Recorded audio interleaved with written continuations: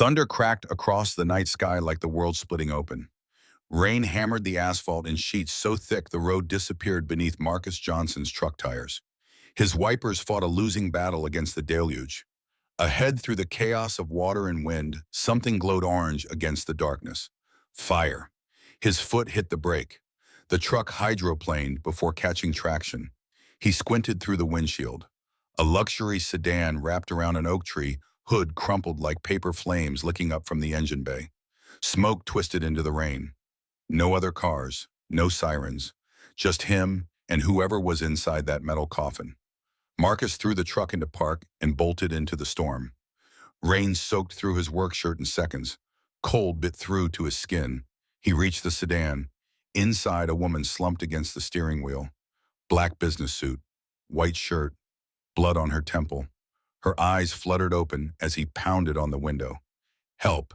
Her lips formed the word, but he couldn't hear it over the storm. The door wouldn't budge. Crumpled frame. He looked around. His toolbox. He sprinted back to his truck, grabbed a tire iron, ran back. The window shattered on the third strike. Glass rained into the car. He reached through, fumbled with the seatbelt. It had locked tight from the impact. The woman's breathing came shallow and fast. The fire grew. Orange light reflected in her terrified eyes. His pocket knife. He yanked it out, sawed through the belt. It snapped. She fell toward him. He caught her weight, dragged her through the window. Glass cut his arms. He didn't feel it. Her body was dead weight in his grip. He pulled her clear, lifted her, ran. Behind them, the engine compartment erupted. Flames shot up. Heat washed over his back. He kept running. 20 yards, 30. He laid her on the wet grass. She coughed, gasped. Her whole body shook. He checked her pulse, racing but steady. No major bleeding. Possible concussion. Broken ribs, maybe. The hospital was across town. The storm had flooded half the roads. She needed warmth. Needed someone to watch her. His house was 10 minutes away. The decision made itself. He lifted her again, carried her to his truck, got her into the passenger seat, buckled her in. She mumbled something. Her eyes wouldn't focus. He climbed behind the wheel and drove. The storm showed no signs of letting up. Water rushed through intersections. Tree branches littered the streets. He navigated by memory more than sight. His neighborhood appeared through the rain. Small houses, chain-link fences, cars that had seen better decades. His place sat at the end of a dead-end street. Single story, peeling paint, but it was dry. It was warm. It was home. He parked, carried her inside. Zoe's door was closed. Good. She was sleeping through the storm. He took the woman to his bedroom, the only real bed in the house, laid her down, covered her with his thick blanket. She was still shaking. He grabbed towels from the bathroom, dried her face, her hair, checked her pupils, one slightly dilated, concussion confirmed. She needed to stay awake, but exhaustion was winning. Her eyes closed. He monitored her breathing. Steady. He'd check on her every hour, make sure she didn't slip into something worse. Marcus looked around his room. Tiny, a bed, a dresser, a lamp. Everything he owned fit in this space. The woman lying in his bed wore a suit that probably cost more than his truck. Her watch was platinum. Designer purse on the nightstand. Money. Real money. But none of that mattered when your car was on fire. None of that mattered when you couldn't breathe. He grabbed a pillow from the bed, headed to the living room. The couch would be his bed tonight. It wouldn't be the first time. 24 hours earlier, Marcus had been staring at a stack of bills on that same couch. Rent, utilities, Zoe's school supplies. The numbers didn't add up. They never did.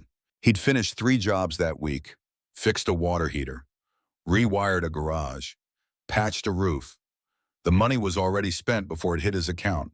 He worked the calculator again, moved numbers around, robbed Peter to pay Paul, made it work. Barely. Zoe had walked into the room holding her tablet, her brown eyes bright with excitement. "Daddy, can I get this app? It's for learning math. It's only $5. He'd looked at the screen. Educational, good reviews, $5. Might as well be 500. "Not right now, baby. Maybe next week." Her face fell. She nodded. "Okay." No argument, no tantrum. She understood. 7 years old, and she understood. They didn't have $5 for an app. That understanding hurt worse than any complaint could. She climbed onto the couch next to him, wrapped her small arms around his waist. "It's okay, Daddy. I love you anyway." His heart cracked. He kissed the top of her head. Her tight curls tickled his chin. "I love you too, Zoe Bear. More than anything in this whole world." She'd pulled back, looked up at him. Her mother's eyes, her mother's smile. "Are we poor?" The question landed like a punch. He'd chosen his words carefully. "We don't have a lot of money, but we're rich in other ways." "Like what?" "Like love, like each other, like knowing right from wrong." She thought about that, nodded slowly. "Is that why you always help people, even when they don't pay you?" He'd smiled. "That's exactly why." The memory of Mrs. Chen from two doors down, 80 years old. Her sink had sprung a leak, flooded her kitchen. She'd knocked on his door, crying, apologizing for bothering him. Marcus had grabbed his tools, fixed it, refused payment. She'd tried to give him $20, all she had. He'd hugged her instead, told her to buy groceries. She'd cried harder. The look on Zoe's face when he'd come home. Pride. Pure pride. That look was worth more than any paycheck. Zoe had gone back to her tablet. Free apps only. He'd returned to his bills, shuffled numbers, made impossible choices. Pay rent or pay electric. Feed his daughter or fix his truck. Always a choice, always a sacrifice. His phone had buzzed. Text message, job offer, emergency call, burst pipe across town, late night work. Time and a half. He'd texted back. "On my way." Zoe had looked up. "You have to go. Just for a few hours. Mrs. Patterson next door will check on you." She'd nodded. "Be safe." "Always am." He'd kissed her forehead, grabbed his tools, headed out into the night. The storm had been building, dark clouds swallowing the sky. He'd made it to the job. Commercial building. Water everywhere. Spent 3 hours in a flooded basement. Fixed the main line. Got paid in cash. Enough to cover rent and most of the electric bill. He'd driven home, worried, wet, but satisfied. Then the storm had hit for real. Then he'd seen the burning car. Now he sat on his couch in the dark, listening to rain hammer the roof. A stranger sleeping in his bed. A woman who probably had more money in her purse than he'd see all year. He checked his phone. 2 in the morning. He needed to look in on her, make sure she was breathing. He pushed up from the couch. His body ached. 36 years old and he felt 50. Hard work did that. Broke you down one job at a time. He crept to his bedroom, cracked the door. The woman was still asleep, still breathing. He watched for a minute, made sure her chest rose and fell evenly. She stirred, mumbled something.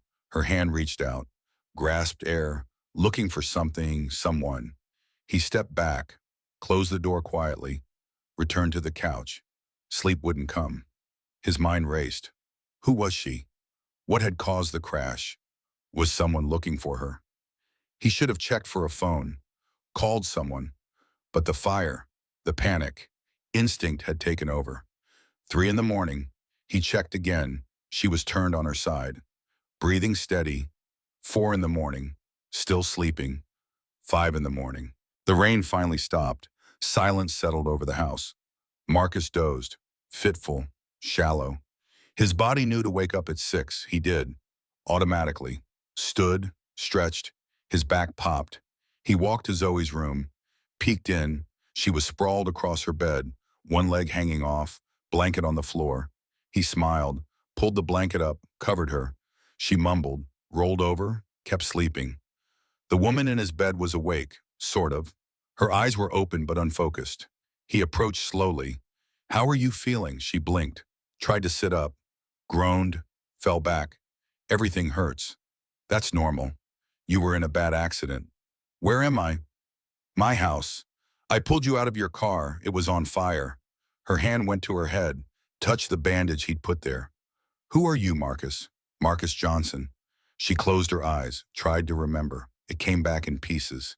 The storm, hydroplaning, the tree, the fire. You saved me. Just did what anyone would do. She opened her eyes, looked at him directly, not anyone. Most people would have driven past. He shrugged. Wasn't going to let you burn. She studied him, really studied him, taking in his worn jeans, his faded shirt, his calloused hands. Why? Because leaving someone to die isn't an option. Simple as that, she smiled. Weak, but genuine. Simple as that. Yeah. She tried to sit up again. Slower this time. Made it. The room spun.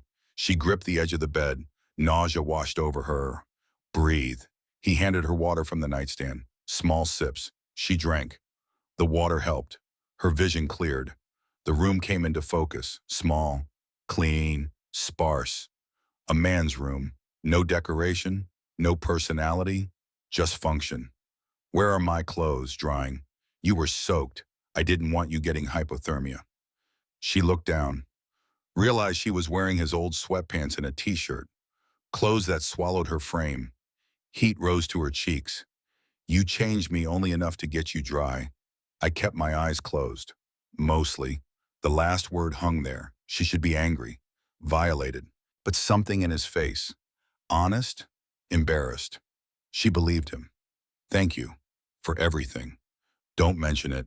Seriously, don't. I don't need thanks. She swung her legs off the bed, stood, too fast. The world tilted. Marcus caught her. Steady. You probably have a concussion. Should take it easy. She leaned against him, just for a moment. His arms were strong, steady, safe.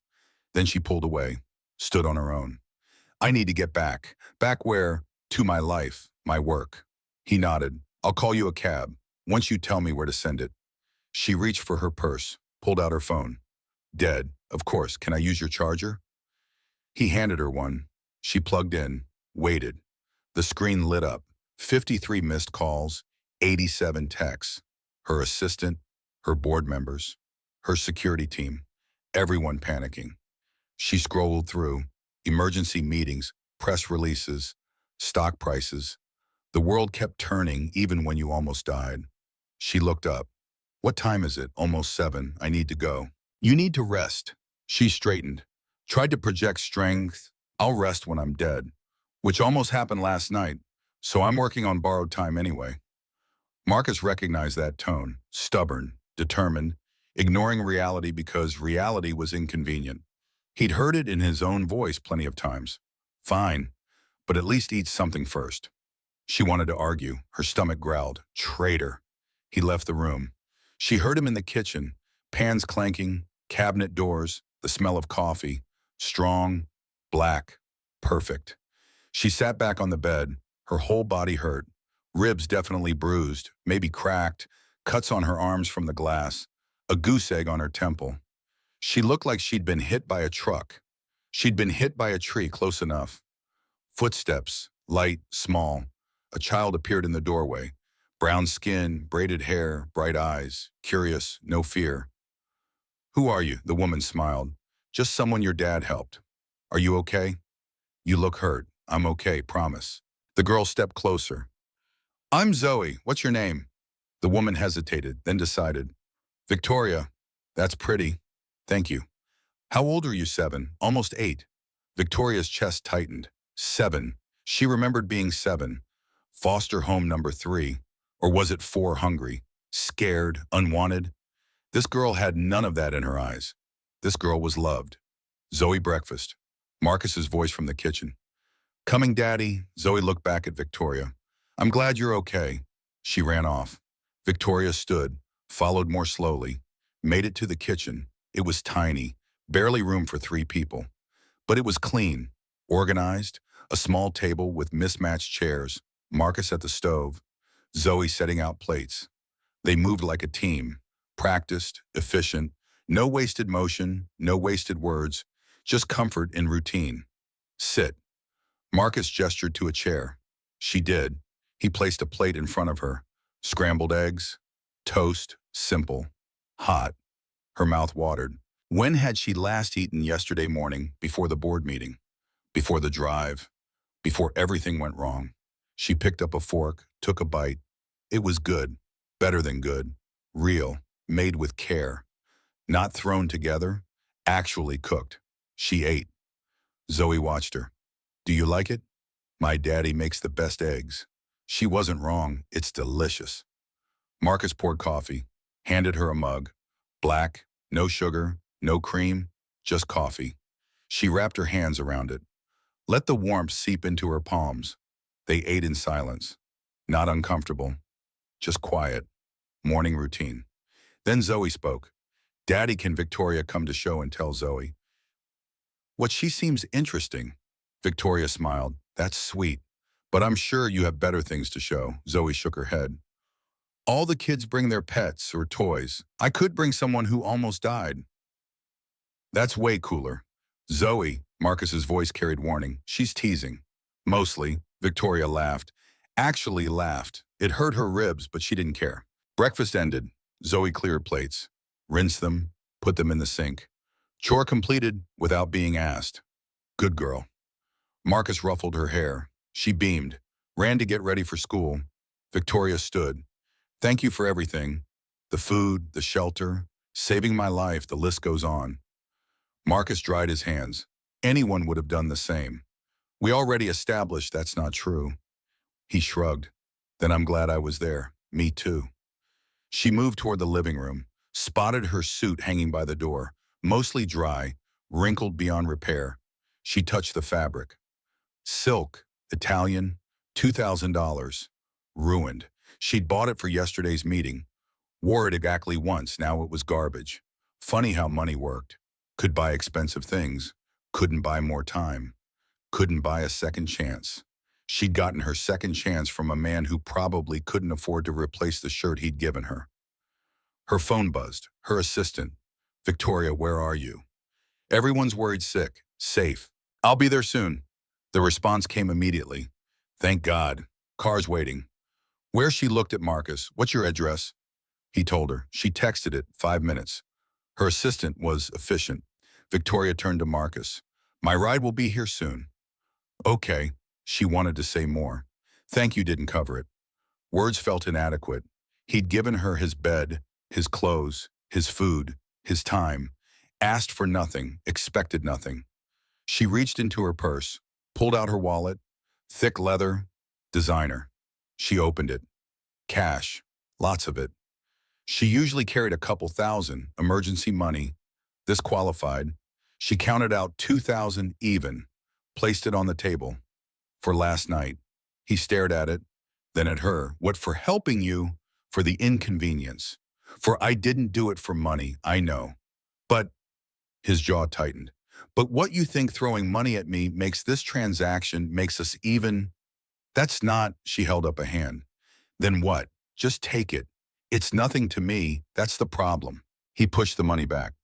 It might be nothing to you, but my help isn't for sale. I don't want your money. She blinked, confused. Everyone wanted money. Everyone had a price. This man just saved your life, and you're refusing compensation. Compensation? He laughed, cold, bitter. You don't compensate someone for doing the right thing. You just do it. Because it's right, that's it. No payment, no reward, no debt. Victoria stared at him. Really stared, trying to understand. She'd built an empire on transactions. Everything had value. Everything could be bought, sold, traded. This man stood in his tiny kitchen, refused $2,000 like it was nothing, like his integrity was worth more. Maybe it was. I didn't mean to offend you.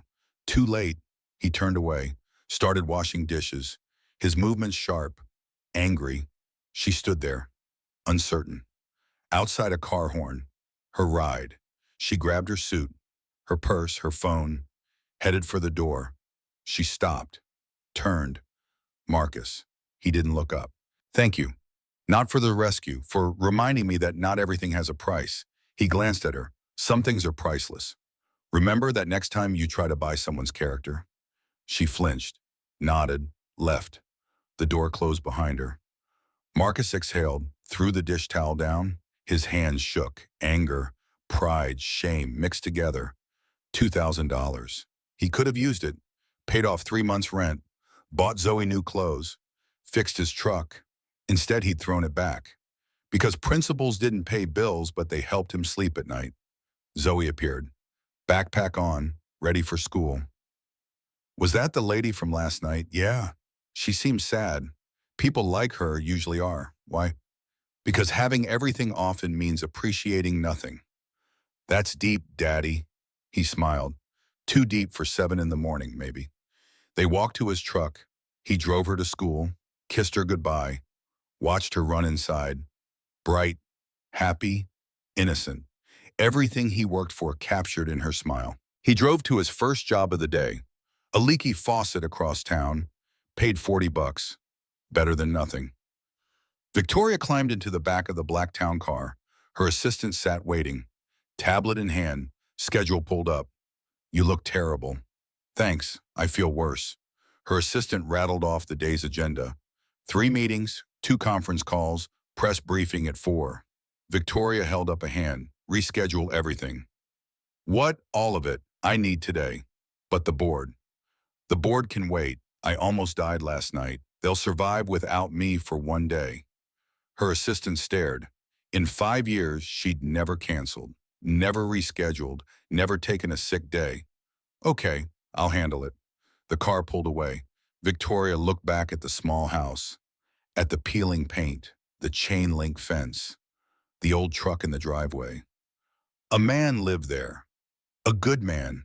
She tried to pay him, insult him, reduce his kindness to dollars and cents. He'd refused, thrown her money back, defended his dignity. She'd built her life buying people, their time, their loyalty, their silence. This man couldn't be bought. That made him dangerous. Or valuable. Maybe both. Her phone rang. Her PR director. Victoria, we need to discuss the narrative. What narrative? Your accident. The rescue. It's already leaked. Reporters are digging. We need to control the message. Fine. What do you suggest heroic citizen saves prominent CEO? We find him, give him a reward.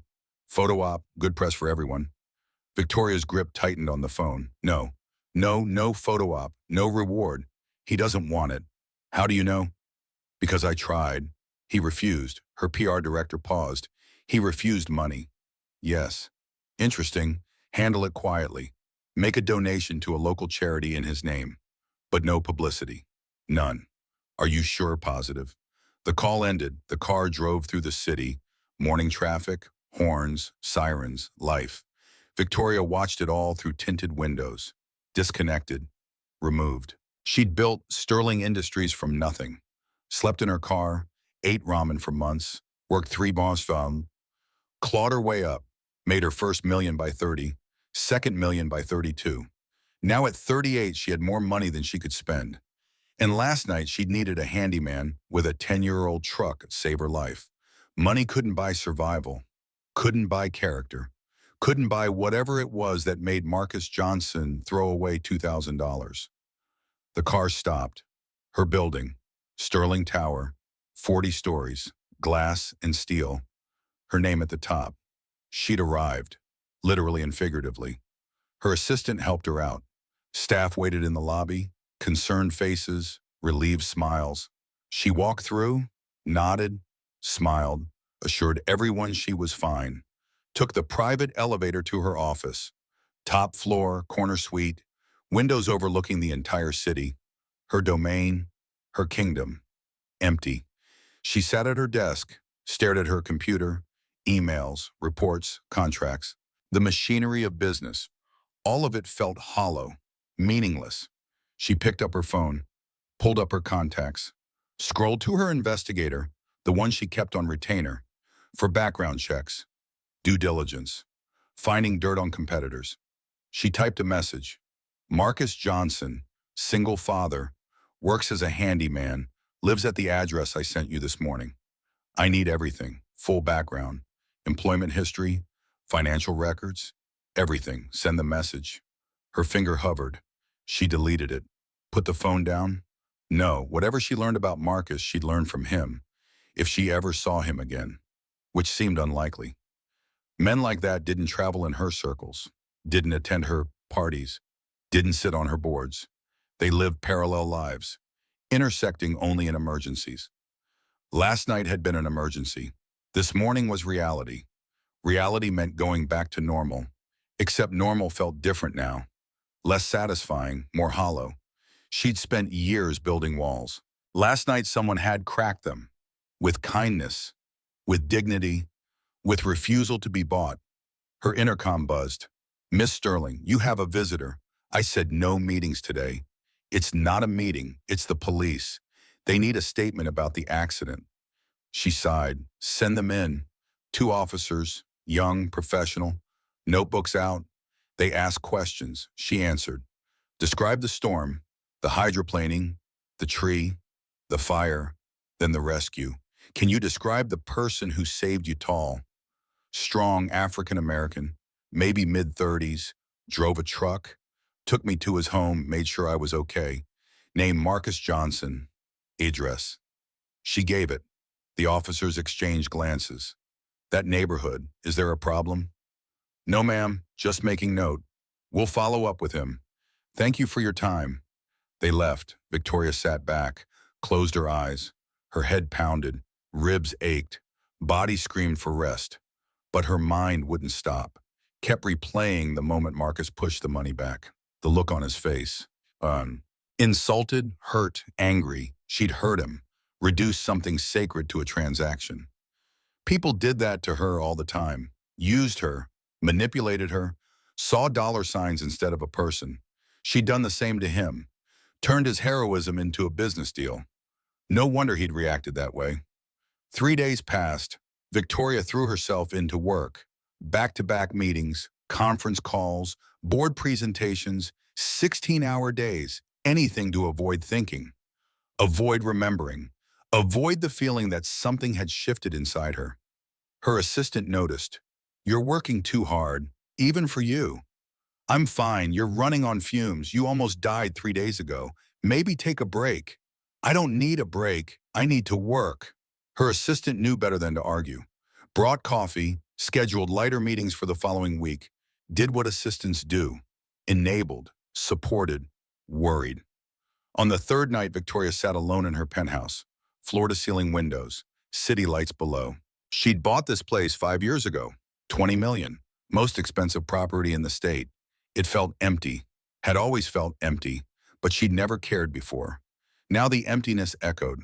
She poured whiskey, expensive, top shelf. It burned going down. She poured another, stared at the city. Somewhere down there, Marcus was putting Zoe to bed, reading her a story, kissing her goodnight, working tomorrow, struggling tomorrow, living tomorrow. Her phone rang. Unknown number. She almost didn't answer. "Hello, Miss Sterling. This is Detective Martinez. We spoke 3 days ago about your accident." "Yes, I remember. I wanted to follow up. We visited Mr. Johnson, took his statement. Everything checks out. He's quite the hero." Victoria's chest tightened.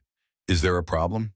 "No problem. Just wanted you to know we also ran his background. Standard procedure." And the detective paused. "He's got nothing. Clean record. No arrests, not even a parking ticket. Works hard, pays his taxes. Raises his daughter alone. Mother died in childbirth. He's been doing it solo for 7 years." The detective's voice softened. "Guy's a genuine article. Rare these days. Thank you for letting me know. One more thing. He mentioned you tried to give him money. He turned it down. Said he doesn't want publicity or reward. Just wanted to make sure you were okay." The detective laughed. "I've been doing this 20 years. Never met anyone who'd refuse 2 grand. No strings. Thought you should know what kind of man saved your life. I do now." "Thank you, detective." The call ended. Victoria sat there. Whiskey forgotten. Mother died in childbirth. 7 years raising Zoe alone.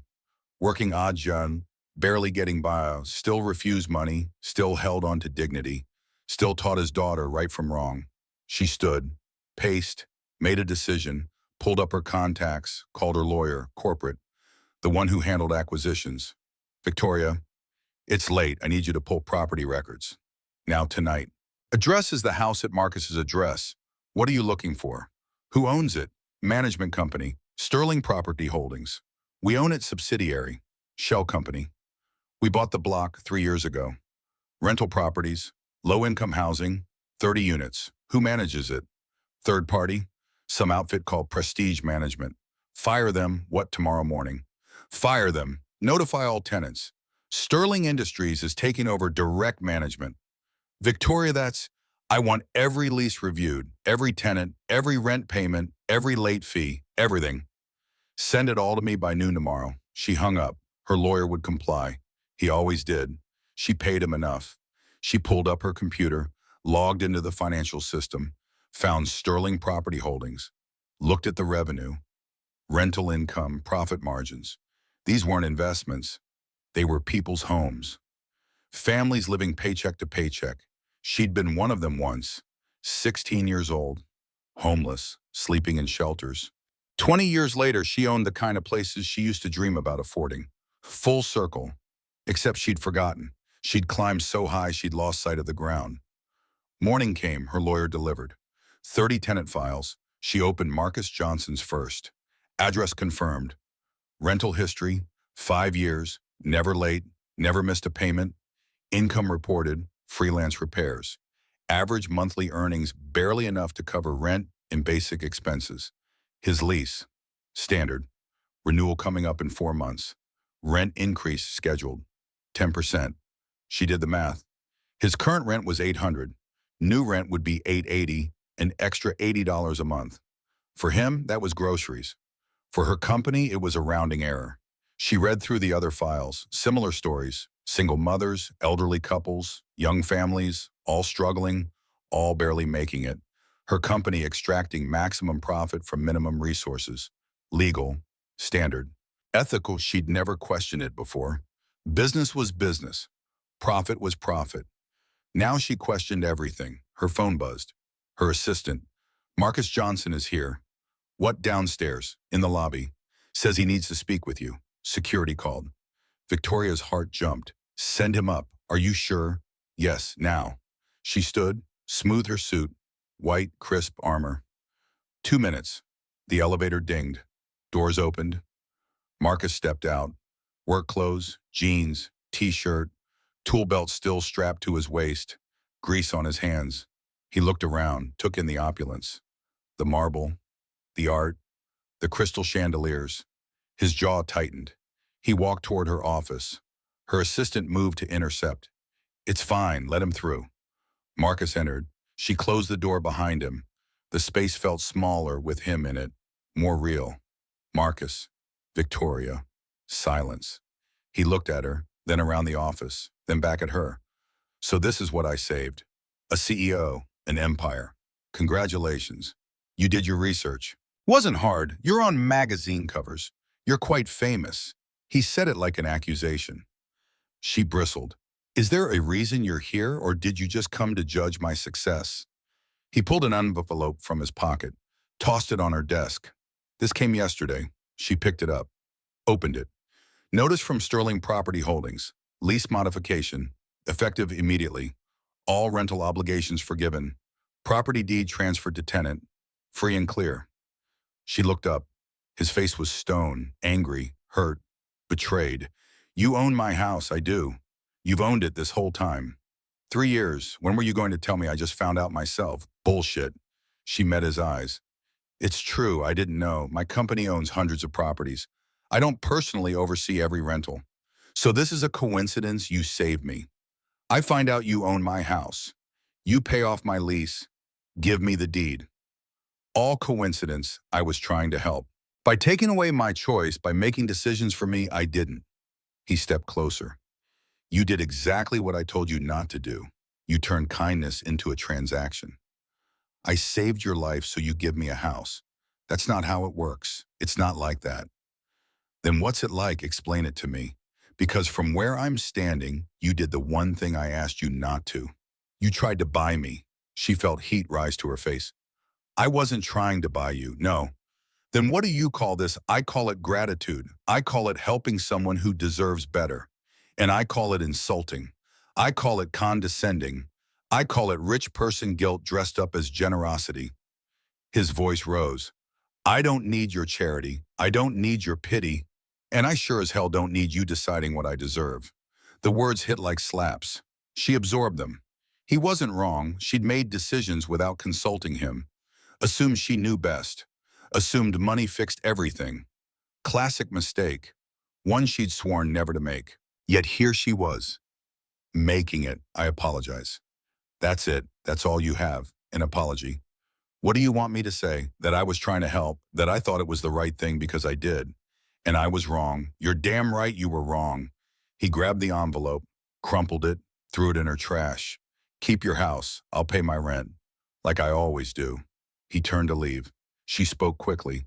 The building needs repairs. What I reviewed all the properties. They're falling apart. Leaking roofs, broken heating, faulty wiring. The management company has been neglecting maintenance for years. And and I'm fixing it, all of it. Starting with your building, I'm hiring contractors, real ones, to do the work right. He turned back, his expression unchanged. So hire contractors. I don't need your permission. I know, but I want you to oversee it. Me. You know the building, you know the tenants, you know what needs fixing. Work for you. She nodded. I'll pay you properly. Market rate for project management. He laughed, bitter. You just can't help yourself, can you? What does that mean? Throwing money around, trying to fix everything with your checkbook. This isn't about money. Everything with you is about money. That's not fair, isn't it? You tried to pay me for saving your life. That didn't work. So now you're paying me to manage your guilty conscience. His words stung, mostly because they contained truth. She took a breath. You're right. Partially.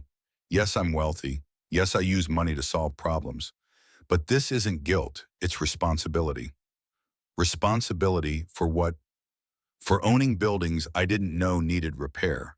For profiting off people who are struggling. For being so disconnected I didn't see what was right in front of me. Her voice cracked. Slightly. Enough. I grew up poor, Marcus. Foster care. Group homes. Homeless at 16. I know what it's like to live in a place where nothing works and no one cares. I swore when I made it I'd never forget. But I did. I got rich and I forgot. You saved my life, fine. But you also reminded me who I used to be. And I don't like who I've become. Marcus studied her, looking for lies, finding none. So what do you want? I want to fix the buildings. I want to help the tenants. And I want you to make sure I do it right. Because clearly I can't be trusted to do it myself. Why me? Because you're honest. Because you'll tell me when I'm being an idiot. Because you threw $2,000 back in my face and I respect the hell out of that. He almost smiled. Almost. Let me get this straight. You want to hire me to tell you you're being an idiot? Essentially, he shook his head. This is insane. Probably, but will you do it? He thought about it. About his rent. About the leaky roof in Mrs. Chen's unit. About the broken heater in the young couple's apartment downstairs. About all the things he'd noticed and couldn't afford to fix himself. How much? 50 an hour. 20 hours a week. For as long as it takes. That's 1,000 a week. Yes, for how long? 6 months. Maybe more. She did quick math. 25,000 minimum. Why? Because I need someone I can trust. And despite your best efforts to insult me, I trust you. He wanted to say no. Wanted to walk out. Prove he couldn't be bought. But 25,000. That was Zoe's college fund. That was security. That was breathing room. Principals were expensive. Sometimes too expensive. One condition. What? No more surprise gifts. No more paid-off leases. No more decisions about my life without asking me first. Agreed. And you treat everyone in those buildings with respect, not charity. Respect. Always. He extended his hand. She took it. Deal.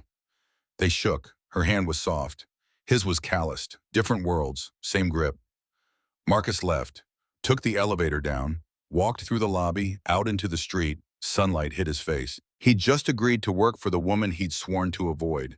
The woman who'd tried to buy him. Twice. Now he'd be seeing her regularly. Reporting to her. Taking her money. The irony wasn't lost. He pulled out his phone.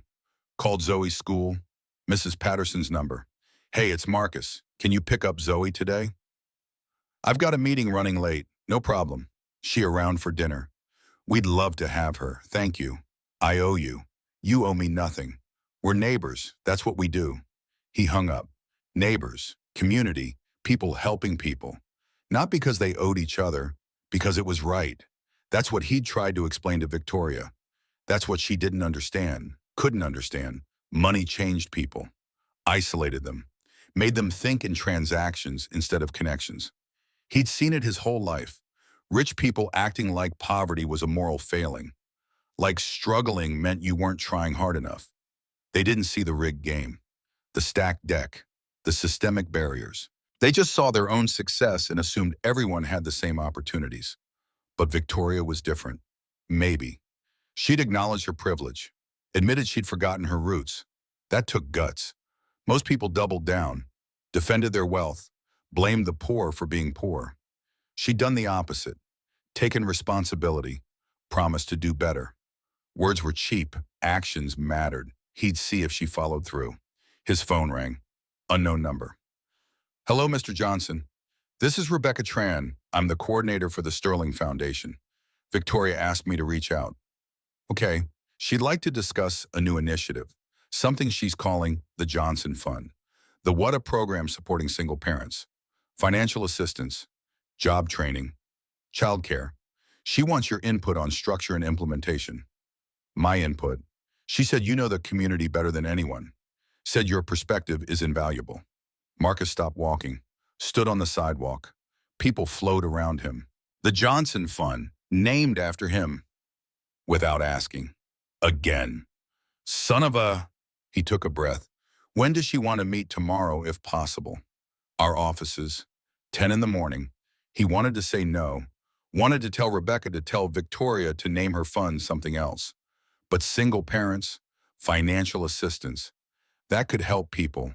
Real people. His neighbors. His friends. Zoe's classmates' parents. He couldn't say no to that. I'll be there. Wonderful. I'll send the address. The call ended. Marcus looked up. At the sky, at the buildings, at the wealth surrounding him. He was getting pulled into Victoria's world. Step by step, meeting by meeting, dollar by dollar, he'd resisted, fought back, defended his dignity. But she kept finding ways around his defenses, kept offering things he couldn't refuse. Not for himself, for others. She was smart, strategic, knew exactly which buttons to push. Or maybe she was genuine. Maybe this was really about helping, fixing her mistakes, making amends. Time would tell. It always did. He walked to his truck, drove to his next job, a toilet repair, paid $60. He worked, focused on the task. Wrench, pipe, seal, simple, mechanical, fixable. Life wasn't always fixable, but toilets were. Small victories. He finished, collected payment, drove home. Mrs. Patterson's house. Zoe was in the yard, playing, saw his truck, ran over. Daddy. Hey, Zoe Bear, how was school? Good. I got an A on my math test. Of course you did. You're brilliant. She beamed. Mrs. Patterson says we can stay for dinner. That okay? He looked at Mrs. Patterson. She nodded, smiled. If it's too much, you're never too much. Come on, both of you. They went inside. Mrs. Patterson's house smelled like home cooking. Garlic, onions, tomatoes. Real food. She'd set the table for 3. They sat, ate, talked. Mrs. Patterson asked about his day. He kept it vague. Landed a big job, project management gig. That's wonderful. You deserve good news, Zoe chimed in. My daddy's the best. He fixes everything. Mrs. Patterson smiled. He certainly does. After dinner, Marcus helped with dishes. Zoe played with Mrs. Patterson's cat, an old tabby named Oscar. Lazy, friendly, perfect for Zoe, who desperately wanted a pet they couldn't afford. They walked home. 2 doors down, Zoe held his hand. Daddy, can we get a cat someday, baby, when we have a little more room in the budget? She accepted that. She always did. Never pushed, never demanded, just understood. 7 years old with the wisdom of someone much older. Poverty did that, forced kids to grow up too fast, stripped away innocence, replaced it with reality.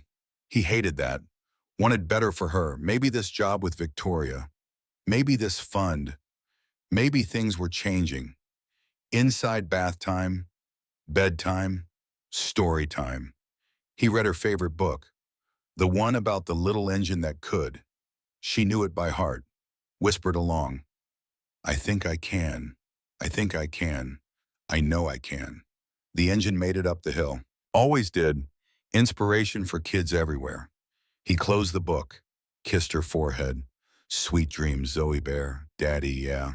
Are we going to be okay? Always, even when it's hard, especially when it's hard. She hugged him, tight. He held her. Let the moment stretch. These were the moments that mattered. Not the money, not the tree, not the house. Just this. Father and daughter, together, surviving.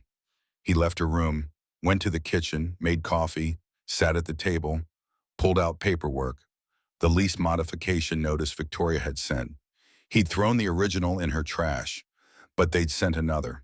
Same terms, lease forgiven, deed transferred, free and clear. He stared at it. Free and clear meant no rent, no housing payment. That would change everything. 800 a month freed up. That was groceries. That was clothes. That was savings. That was stability. But it also meant accepting charity, meant letting Victoria buy her way into his life, meant compromising principles. Was it compromise or was it common sense?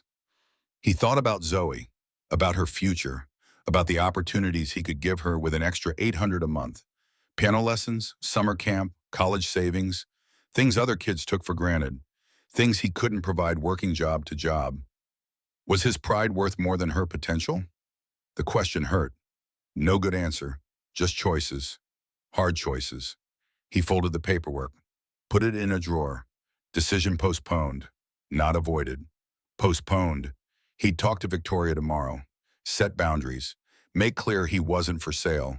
But maybe he could accept help. For Zoe, not for himself, never for himself, for her. His phone buzzed. Text message. Rebecca Tran, the coordinator. Tomorrow's meeting confirmed. 10 a.m., address attached. Looking forward to discussing the Johnson Fund with you. He typed back, see you then. Put the phone down, the Johnson Fund. His name, his story, his struggle, turned into a program, an initiative, a foundation. Part of him hated it, the exposure, the attention, the implication he needed saving. Another part recognized the potential if it helped even one family, one parent, one kid. Maybe it was worth it. Maybe his discomfort was a small price for someone else's relief. He finished his coffee, checked the locks, turned off the lights, went to the couch, his bed, always his bed. Zoe had the bedroom, the real bed, the comfortable mattress. He got the couch, lumpy, short. His feet hung off the edge. 36 years old and sleeping on a couch, success. He smiled, bitter, tired. But tomorrow was a new day, a meeting, a possibility, a chance, maybe. He closed his eyes, sleep came slowly. Dreams came faster. Fire, rain, a woman's face, fear, gratitude, confusion. The storm played on repeat. Each time he reached the car, each time he pulled her out, each time the fire erupted just behind them. Close, too close, luck, timing, fate. Whatever it was, he'd been there. Done the right thing, right. Now his life was tangled with hers, for better or worse. Time would tell. Morning, 6 a.m. Marcus woke, made breakfast, woke Zoe. School routine. Efficient. Practiced. She ate. He packed her lunch. They walked to his truck. He drove her to school, kissed her goodbye, watched her run inside. Then he drove across town, to the address Rebecca had sent. Sterling Foundation offices. Separate from the main tower. Smaller building. Still nice, still expensive. Marble lobby, security desk. He gave his name. They checked a list, nodded, sent him up. Third floor. Rebecca met him at the elevator. Mid-30s, professional, warm smile. Mr. Johnson, thank you for coming. Call me Marcus. Marcus, please this way. She led him down a hall, past offices, conference rooms, meeting spaces. Everything was clean, modern, well-funded. They entered a large room, round table, chairs, whiteboards, windows overlooking the city. Victoria sat at the table, laptop open, papers spread out. She looked up, smiled, professional, guarded. Marcus, thank you for coming. He nodded, sat across from her. Rebecca took a seat between them. Mediator, buffer. Let's begin. Victoria clicked her laptop. A presentation appeared on the wall screen. The Johnson Fund. The title slide. Marcus's name in bold letters. He tensed. She continued. The goal is simple.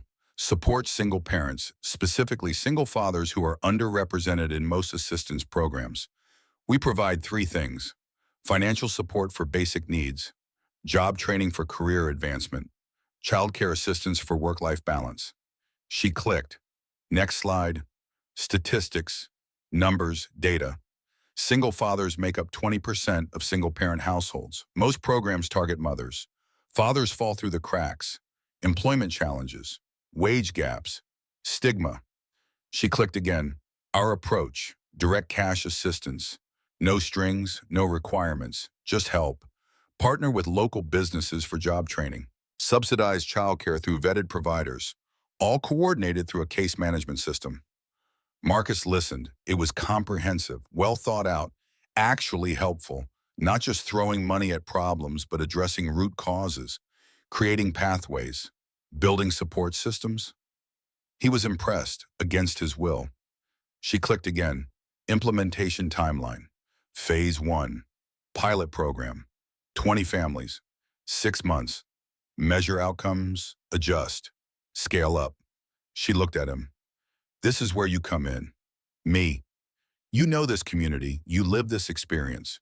We need your expertise to identify families who would benefit, to ensure we're actually helping, not just checking boxes, Rebecca added. We're also hoping you'll serve on the advisory board, help guide strategy, keep us accountable. Marcus leaned back, thought about it. This is a lot. We know. Take time to decide. Victoria's voice softened.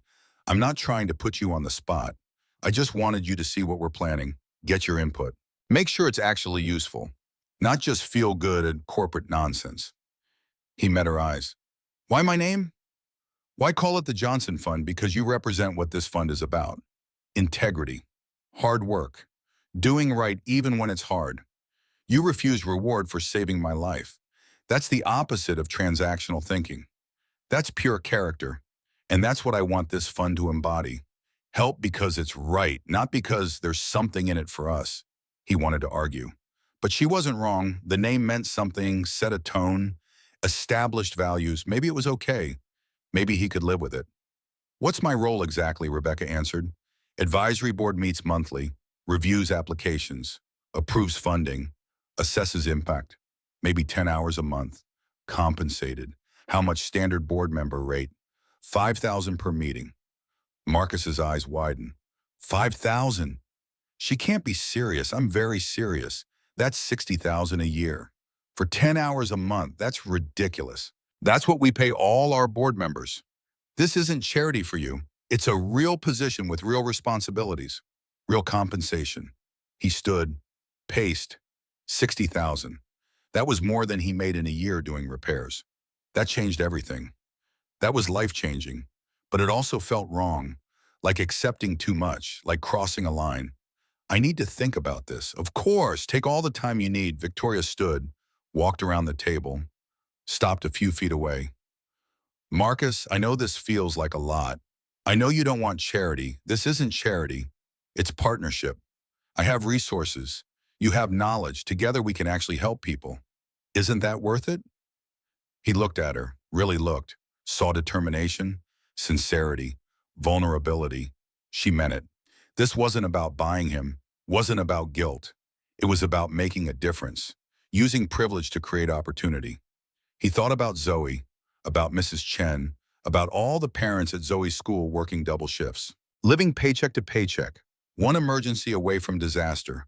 This fund could help them. If he said no because of pride, who did that serve nobody? If he said yes, swallowed his discomfort, maybe dozens of families got help. The math was simple. The choice was hard. I'll think about it. That's all I ask. When do you need an answer? End of the week. He nodded. End of the week. Rebecca walked him out, thanked him for coming, gave him her card. Call any time. Questions, concerns, anything. He took the card, rode the elevator down, walked to his truck, sat inside, didn't start the engine, just sat, processing. A week ago, he was living job to bomb, struggling to make rent. Now he had two job offers from the same woman. Project management, advisory board, combined income of nearly 90,000 a year. That was 6 times what he made now. That was middle class. That was stability. That was everything he'd wanted for Zoe. And all he had to do was work with Victoria Sterling.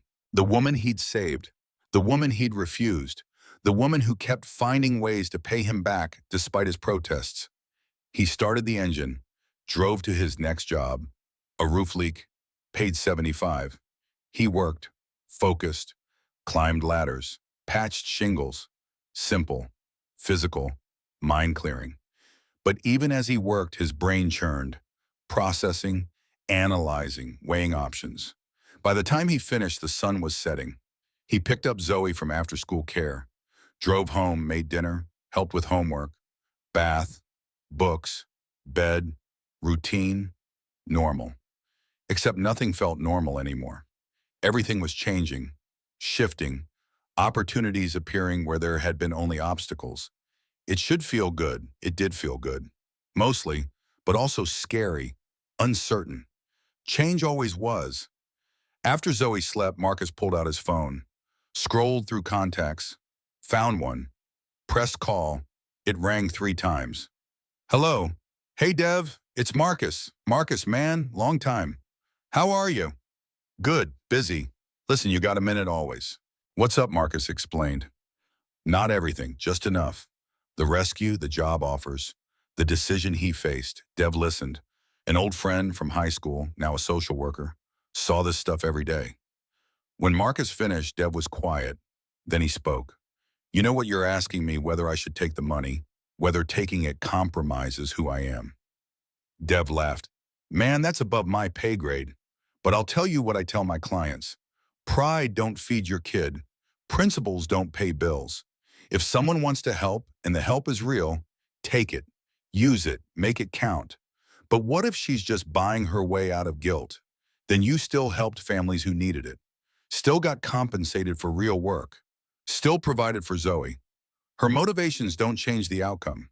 Unless they do, unless this is all PR, unless it falls apart in 6 months and everyone who depended on it gets hurt worse than before. That's the risk. Dev's voice turned serious. But Marcus, you can't control that. You can't guarantee outcomes. You can only do your best with what you're given. You're being offered a chance to help people while helping yourself. Most of us never get that.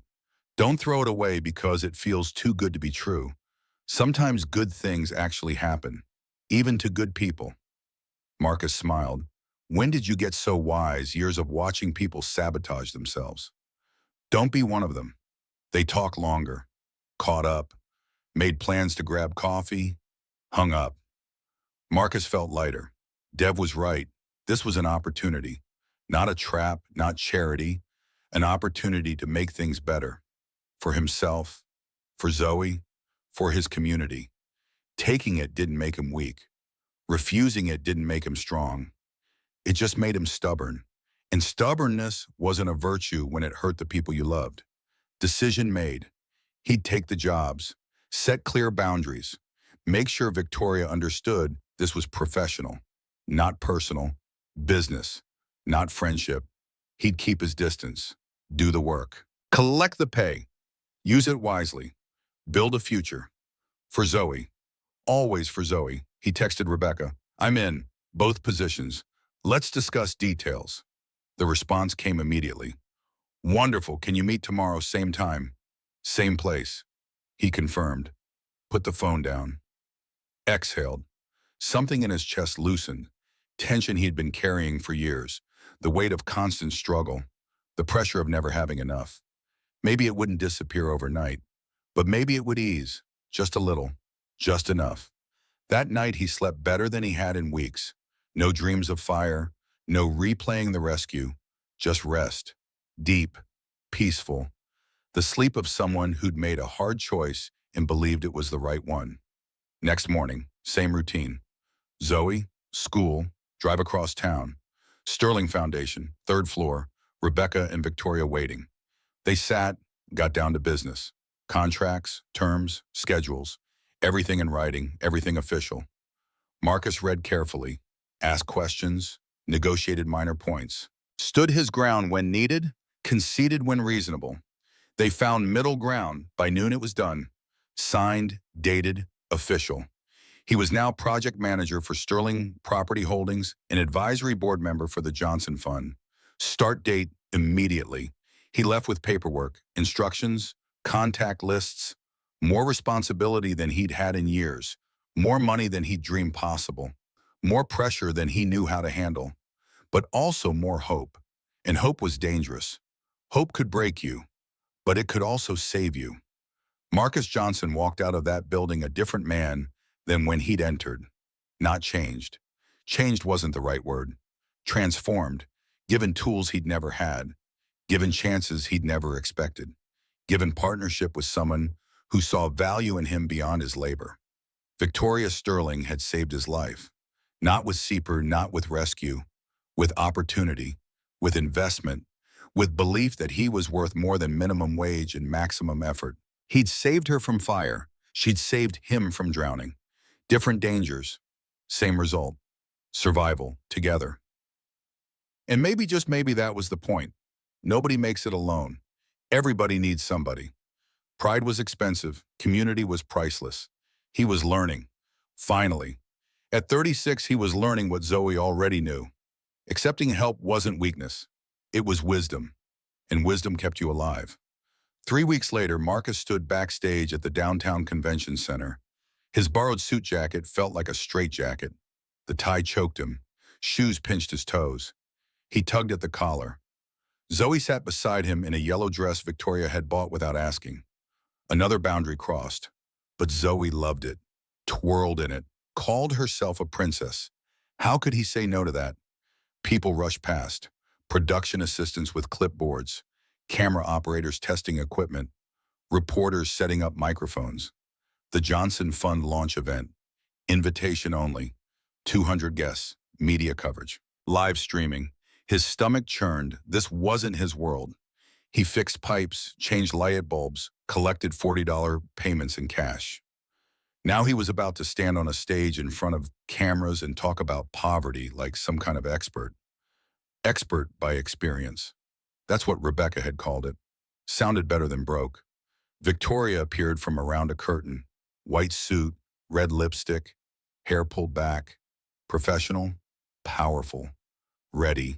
She saw him, smiled, walked over. "How are you holding up? Like I'm about to throw up," she laughed. "You'll be fine. Just speak from the heart." "That's what terrifies me." "Why?" "Because my heart says run." She touched his arm. "Light, brief. You saved my life in a storm. You can handle a speech in air conditioning." "Not the same thing." "Close enough." A production assistant approached. "5 minutes, Miss Sterling." Victoria nodded, turned back to Marcus. "I need to tell you something." "What?" "There's going to be press. Lots of it. I know, you told me. Not just about the fund, about you, about the rescue. It leaked." "How much leaked?" "Everything. Your name, your address, the fact you refused money. Reporters have been digging." His jaw tightened. "Digging into what? Your background, your finances, your life." Marcus felt his chest constrict. "They had no right. They have every right. You're a public interest story now. The hero who said no to the rich CEO. It's compelling. It's invasive. It's reality. I'm sorry. I tried to control the narrative, but these things take on lives of their own." Zoe tugged his sleeve. "Daddy, what's wrong?" "Nothing, baby. Just grown-up stuff." "Are you famous now?" He forced a smile. "Not famous. Just helping people." Victoria knelt down to Zoe's level. "Your dad is very brave. Braver than he knows." Zoe beamed. "I know. He's the best." "The best." Victoria stood, caught Marcus's eye. Something passed between them. Understanding, respect, fear. They were in this together now, for better or worse. The music started, low, building. Victoria squeezed his hand once, quick, then walked toward the stage entrance. Showtime. Lights dimmed in the main hall. Conversations hushed. The crowd settled. Marcus watched from the wings as Victoria strode onto stage. Confident, commanding. Every eye locked on her. Good evening. Thank you for coming. Tonight we're launching something I should have started years ago. The Johnson Fund. Applause rippled through the room. She continued, "This fund exists because one man showed me something I'd forgotten. That wealth without character is empty. That success without integrity is hollow. That the measure of a person isn't their bank account, but their willingness to do right when no one's watching." She gestured toward the wings. "Marcus Johnson, please join me." His legs wouldn't move. Zoe pushed him. "Go, Daddy!" He stumbled forward, into the light. Blinding. Hot. Cameras flashed. People stood, applauded. He walked to Victoria. She handed him a microphone. His hand shook. "Say something." He looked at the crowd, hundreds of faces, all watching, all waiting. His mouth went dry. "I'm not good at this." His voice echoed through the hall. "I'm a handyman. I fix things. Toilets, roofs, broken stuff. That's what I know." He paused. Found Zoe in the wings, her face glowing with pride. "But I also know what it's like to count pennies, to choose between rent and food, to tell your kid maybe next time when they ask for something that costs $5. Silence. Complete. Everyone listening.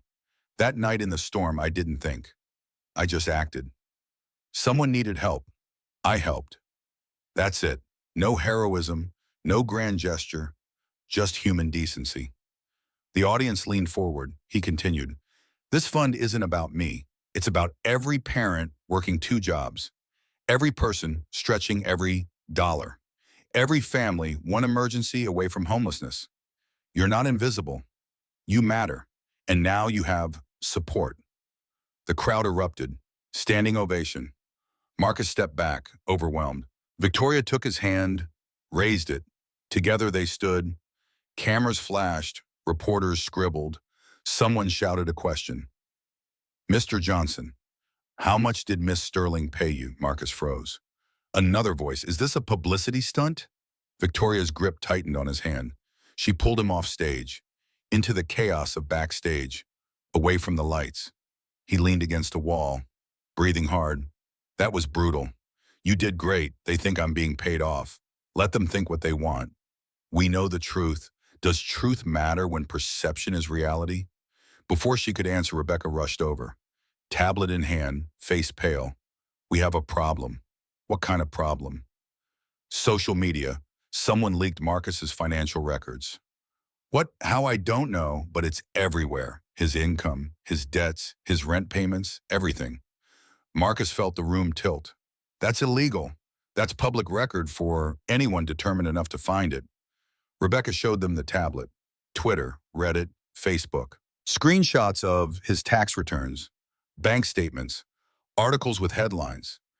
"Hero handyman barely makes ends meet. Did Victoria Sterling buy her savior? Poor single dad gets rich. CEO's charity." Marcus read them, each one a punch to the gut. "This is what you wanted, right?" His voice came out bitter, cold. "Good press for your fund. I didn't want this. You got it anyway. Marcus, please." He pulled away from her. "Zoe. Where's Zoe still in the green room? I need to get her out of here, now." He pushed through the crowd, found the green room.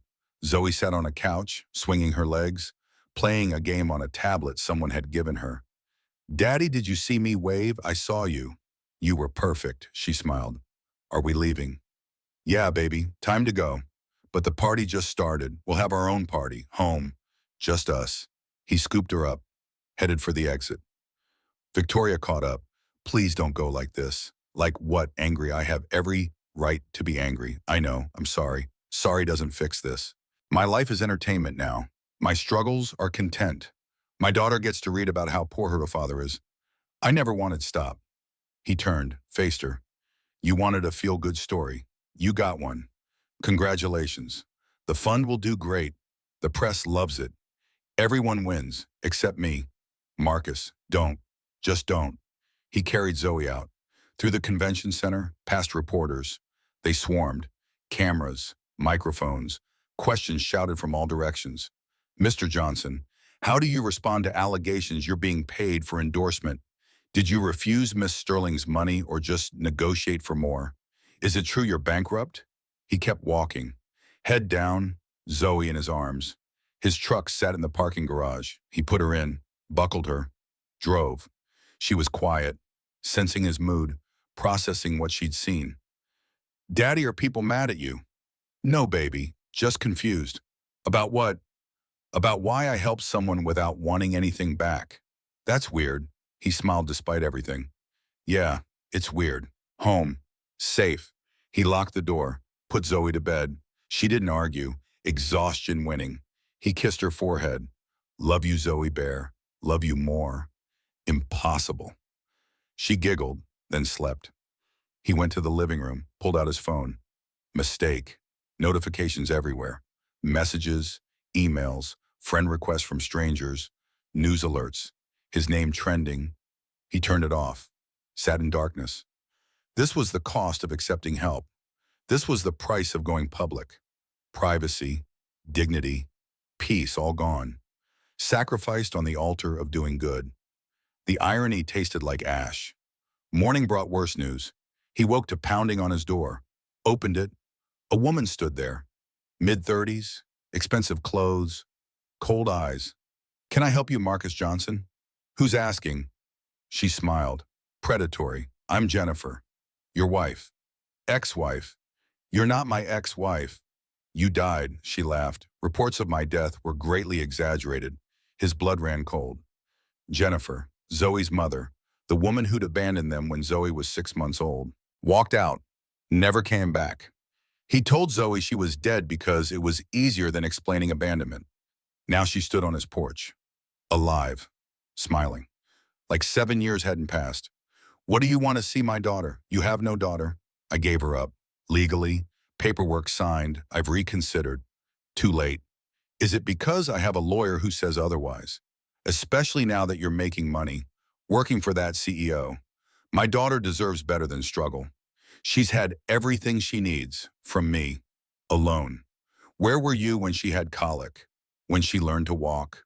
When she started school, I was young, scared. I made mistakes. You abandoned us. And now you want back in because there's money. That's disgusting. Jennifer's smile disappeared. I want what's mine. Zoe isn't yours. She's mine. We'll see what the court says. She handed him papers. Custody petition. Filed yesterday. Hearing scheduled 3 weeks out. His hands shook reading it. Joint custody. Visitation rights. Back child support waived in exchange for access. It was calculated. Timed.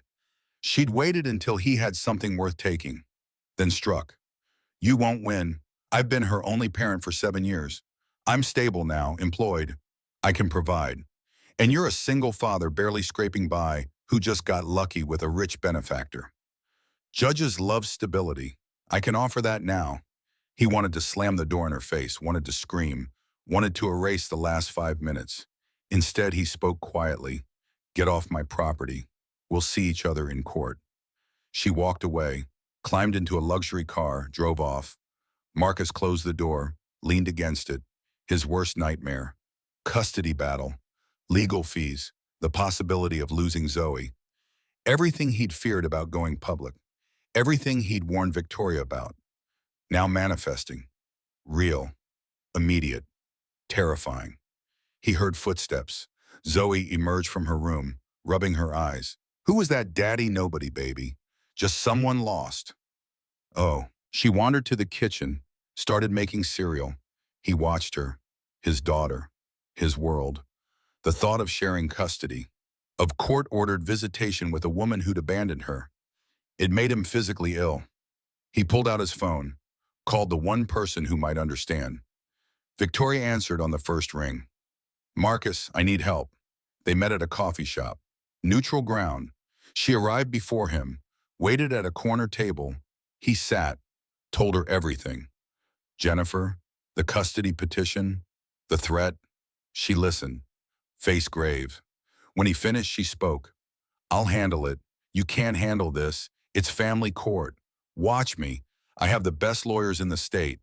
No, this is my fight, and you'll lose. You can't afford representation.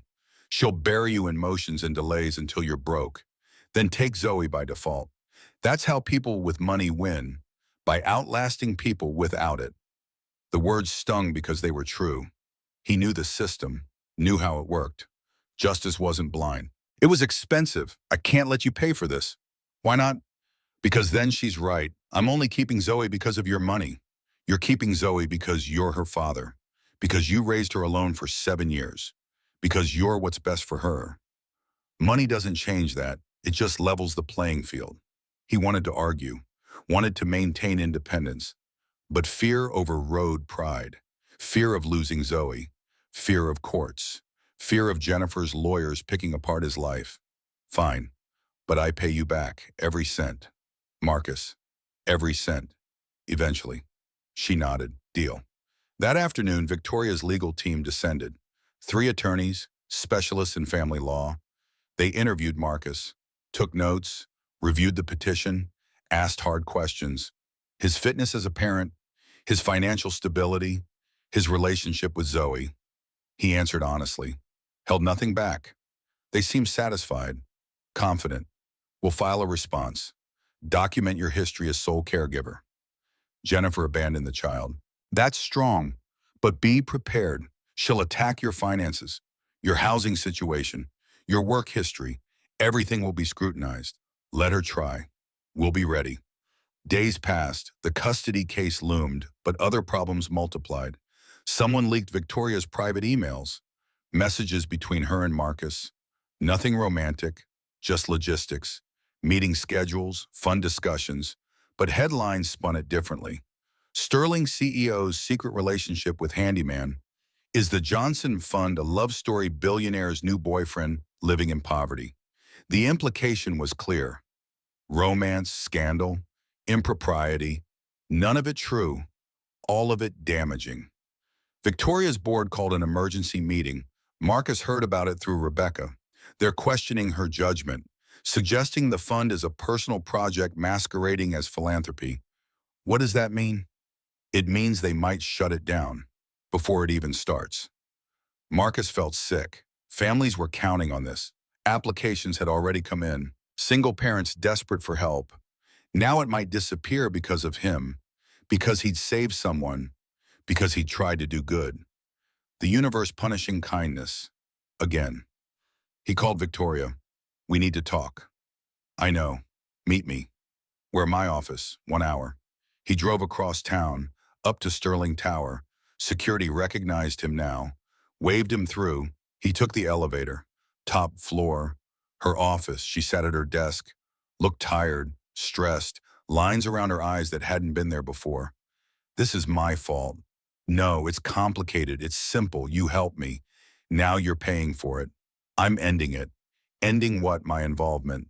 The advisory board, the project management, all of it. I walk away. This dies down. Your board backs off. The fund survives. You can't walk away. Watch me. Marcus, I'm serious. You've done enough, more than enough. I won't let you sacrifice your company for me. This isn't sacrifice. It's choosing what matters. The board doesn't control me. I control them. She stood, walked to the window, looked out at the city. I built this company from nothing. Slept in my car, ate ramen, worked until I collapsed. I earned every dollar, every square foot, every employee, and I'll be damned if I let them tell me who I can help. But they're right. This looks bad. So what? Since when do I care how things look, since your reputation affects hundreds of employees, thousands of stockholders? She turned, faced him. My reputation survived hostile takeovers, market crashes, smear campaigns from competitors. It'll survive this. Unless it doesn't. Then I rebuild. I've done it before. He shook his head. You're being reckless. I'm being human. There's a difference. She stepped closer. You showed me something important. That success means nothing if you can't use it to help others. I forgot that. Got lost in numbers and spreadsheets and quarterly reports. You reminded me why I started this company. To create opportunities. To lift people up. I won't forget again. Even if it costs me everything. Especially then. He wanted to argue, but her eyes held certainty. Conviction. She'd made her choice. Same way he'd made his that night in the storm. Jump into the fire or drive past. Some choices defined you. This was hers. Okay, I won't walk away. If you're willing to fight, so am I, she smiled. Genuine, warm, good. Because I need you for what? To keep me honest, to remind me what matters, to make sure this fund actually helps people. That's the job. That's what I'm paying you for. He returned her smile. 60,000 a year to be your conscience. Seems fair. The board meeting happened 3 days later. Victoria asked Marcus to attend, give testimony, explain the fund's mission, show them it wasn't personal. He agreed, wore the borrowed suit, walked into a conference room full of executives. Expensive suits, cold stares, skeptical faces. Victoria introduced him. This is Marcus Johnson, advisory board member, community liaison. The man who inspired this initiative. A board member spoke. Mr. Johnson, some of us question the optics of this situation. You saved Miss Sterling's life.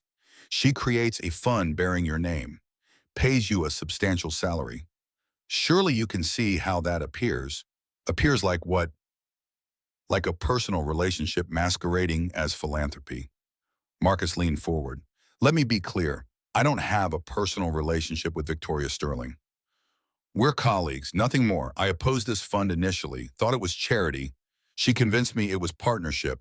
I'm here because single parents need help, not because I need a paycheck, though I won't pretend the money doesn't help. The board member continued. You also opposed her initial payment, then accepted employment. That seems contradictory. Not contradictory. Consistent. I opposed being bought, accepted being employed. Employment means work, compensation for effort. That's different than payment for silence or gratitude. Another board member spoke. The custody case. Your ex-wife claims you're using fund money for personal legal fees. That's a lie. Victoria's personal lawyers are helping, not fund resources. Can you prove that? Yes, Victoria interjected. I can provide documentation. My personal accounts, my personal attorneys, completely separate from foundation finances. The board conferred, whispered. Finally, the chairman spoke. Miss Sterling, we appreciate your passion, but this situation has become complicated, messy. Perhaps it's best to postpone the launch. Give things time to settle. Victoria stood. No, no, we're launching next week as planned. 20 families, real help, real impact. I won't delay because people are gossiping. But the press, let them write whatever they want. The work speaks for itself. Miss Sterling, we must consider, the chairman stopped as Victoria's expression hardened. Let me remind you something. I own 60% of this company. You serve at my pleasure. Hey, not the other way around. This fund moves forward, with or without board approval. But I'd prefer with. Silence, heavy, uncomfortable. Finally, the chairman nodded. Very well. We'll support the launch, but any hint of impropriety, any financial irregularity, we'll shut it down immediately. Understood. Meeting adjourned. People filed out. Marcus remained seated. That was intense. That was necessary. You just threatened your own board. I stated facts. There's a difference, but the risk. What if they're right? What if this blows up, then we deal with it? Together. He looked at her. Really looked. Saw strength, determination, vulnerability hidden beneath armor. Why are you doing this? Why risk so much? She sat, sighed. When I was 16, I lived in a van, stolen from a junkyard, no heat, no food, just me and rats. One night a man knocked on my window. I thought he'd rob me, kill me. Instead, he handed me a bag, sandwiches, water, a blanket, then left. No name, no explanation, just help. Her voice cracked. I never saw him again, never got to thank him. That moment kept me alive, gave me hope, taught me kindness exists even in darkness. You're that person now, Marcus. For how many others? I can't let board politics or media drama stop that. I won't. Understanding hit him. This wasn't about guilt, wasn't about paying back a rescue. This was about passing forward something she'd received, about breaking a cycle of indifference, about being the person she'd needed when she was lost. He got it now, really got it. Then let's make sure we do this right, together. They shook hands, partnership solidified, tested, stronger. The launch happened on schedule, small ceremony, 20 families, no press, private, meaningful. Marcus met them, single fathers, single mothers, People working hard, barely surviving, just needing a break. The fund gave it, first payments issued, rent assistance, childcare vouchers, job training enrollment, real help, tangible, immediate, faces lit up. Tears flowed, gratitude expressed. This was why, this moment, this impact, worth every headline, every scandal, every board meeting, worth everything. After the event, Victoria pulled Marcus aside. There's something else. What now, your custody hearing? It's in a week, I know. My lawyers have been digging.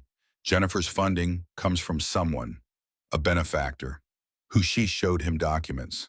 Financial trail, shell companies, eventually leading back to one name, Richard Brennan, CEO of Brennan Industries, Victoria's biggest competitor. He's funding Jennifer's custody case to hurt you, to create leverage. If he can force you to choose between the fund and your daughter, you'll choose Zoe. The fund collapses. I look reckless, distracted. He moves in. Hostile takeover. Marcus felt rage build. He's using my daughter as a business tactic. Yes. That's evil. Yes. What do? We fight. How? By winning the custody case. By exposing his involvement. By showing the court Jennifer's a puppet. Can we prove it? My investigators can. It'll take time. We have a week. Then we work fast. She pulled out her phone, made calls, set wheels in motion. Marcus watched, saw the CEO emerge. Strategic, ruthless when needed. Protective, fierce. She'd fight for him, for Zoe. Not because she had to, because she chose to. Because somewhere along the way, they'd become more than business partners. They'd become allies, maybe friends, maybe something else neither was ready to name. The week passed in a blur. Lawyers, depositions, evidence gathering. Marcus barely slept, worked, prepared, stressed. Zoe sensed something wrong. Are you okay, Daddy? Always? You keep saying that. It's always true, even when it's hard. Especially then. She hugged him. I love you. I love you more. Impossible. He smiled, held her tight, memorized the moment. Just in case. Court day arrived. Marcus wore his suit. Victoria sat in the gallery. Her lawyers flanked him. Jennifer entered with her attorney, expensive, slick, Brennan's money-buying talent. The judge entered, stern face, no-nonsense demeanor. Case called. Proceedings began. Jennifer's lawyer went first. Painted Marcus as unstable, financially irresponsible, barely employed until recently. Questioned his sudden income. Implied impropriety with Victoria. Suggested Zoe deserved better. A two-parent home. Stability. Resources. Marcus's lawyer countered. 7 years of sole custody. Perfect record. Zoe thriving. School reports. Teacher testimonials. Doctor records. Everything documented. Proof of love. Dedication. Sacrifice. Then the bombshell. They presented evidence of Brennan's involvement. Money trail, emails, proof Jennifer was being used. The judge's expression darkened. Is this true? Were you put up to this? Jennifer hesitated. Looked at her lawyer. No comment. The judge wasn't pleased. I'll ask again. Who's funding your legal representation? Jennifer's lawyer stood. Your Honor, that's privileged. It's relevant. I'm making it relevant. Answer the question. Jennifer squirmed. A friend.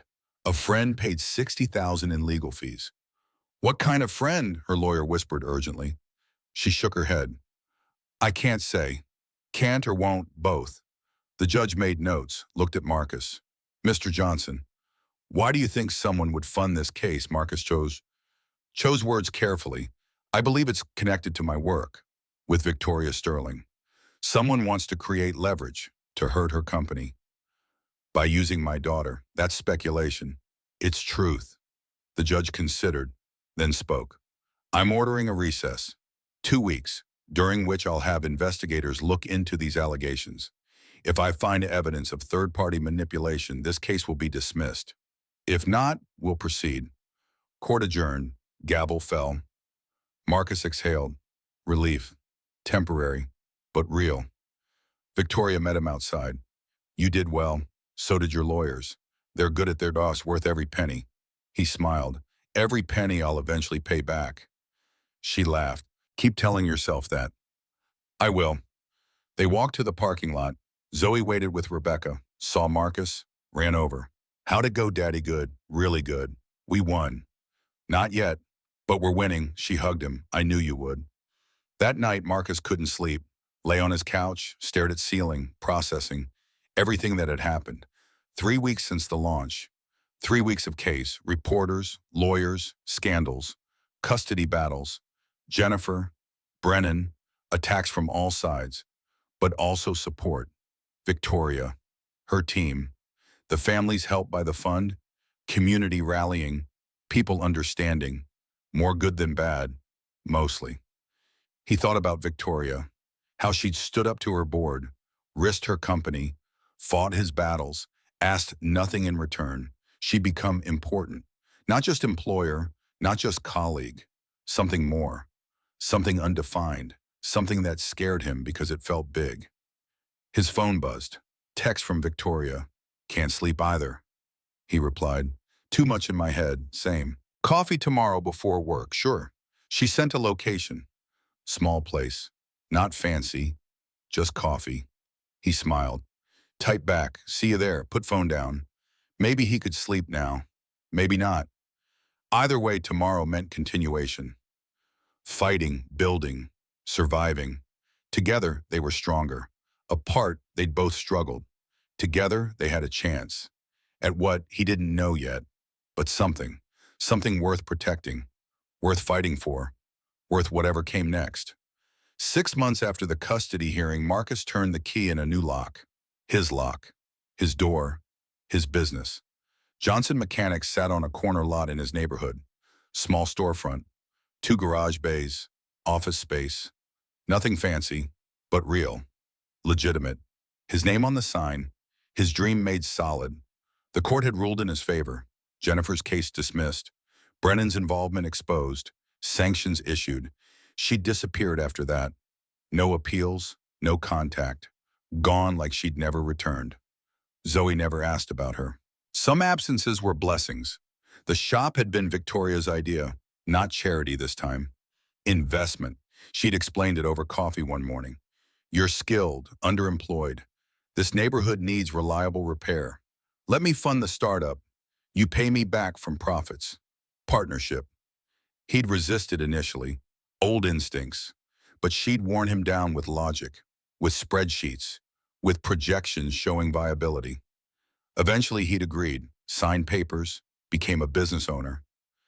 The American dream on a payment plan. Now he stood in his empty shop, smelled fresh paint, concrete, motor oil possibility, tools hung on pegboards, lift installed, computer system for invoices. Everything he needed, everything he'd wanted. His phone rang. Victoria, how's it feel? Like I'm dreaming. Better get used to it. This is reality now, he smiled. Thanks to you, thanks to us. There's a difference, he understood. Partnership, collaboration, 2 people building something bigger than either could alone. I'm opening tomorrow, I know. I'll be there. You don't have to, I want to. She showed up at 7 a.m. White shirt, jeans, hair down, not CEO Victoria, just Victoria. Relaxed, real, beautiful in simplicity. His chest tightened seeing her. 6 months of working together, meeting weekly, building the fund, fighting battles. Somewhere in the chaos, something had shifted. Friendship deepened. Boundaries blurred.